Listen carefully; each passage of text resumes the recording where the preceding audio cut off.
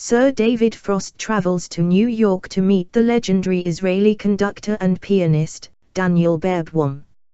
A giant in the world of classical music, Barenboim is also a man with very strong political views, and is believed to be the only man alive with both an Israeli and a Palestinian passport, reflecting his deep interest in the Middle East. Born in Buenos Aires in 1942, he tells Sir David how his Russian Jewish grandparents originally came to Argentina, a tale he says is a story for Hollywood.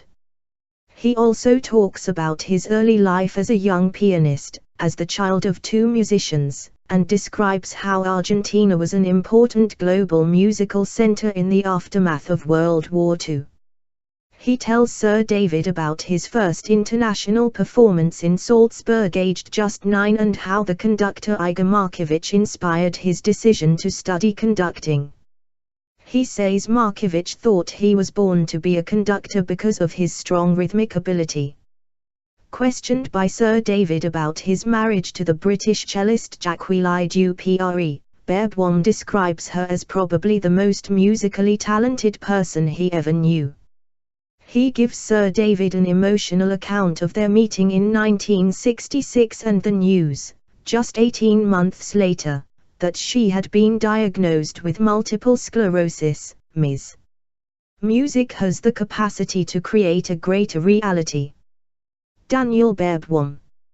In a rare and intimate discussion of their relationship during her 18-year fight with MS, he also talks about his affair with Elena Bashkirova, whom he married after Jacqueline's death. We also gain an insight into Barenboim's relationship with his two sons from his marriage to Elena, and how both have pursued musical careers, one as a classical violinist and another as a hip-hop musician. In particular, the conductor tells Sir David about an argument with the latter about music and how it helped their relationship. He talks of his move to Israel in 1952 and how the 1970 events of Black September left him convinced of the necessity for reconciliation between Israelis and Palestinians. He stresses to Sir David that the basic point is the Palestinians must have equal rights.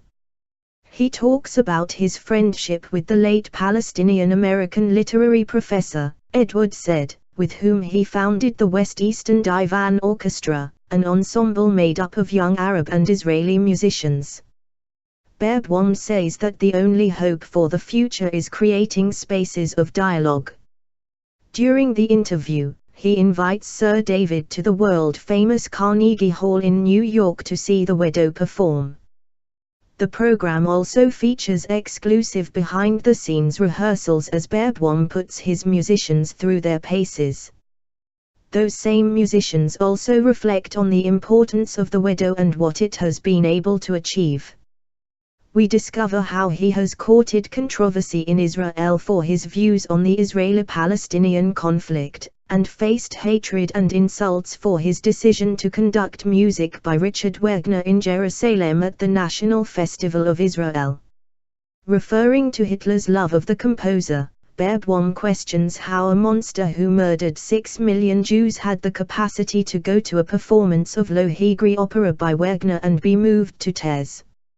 He concludes that there was no connection between the two and that music has the capacity to create a greater reality.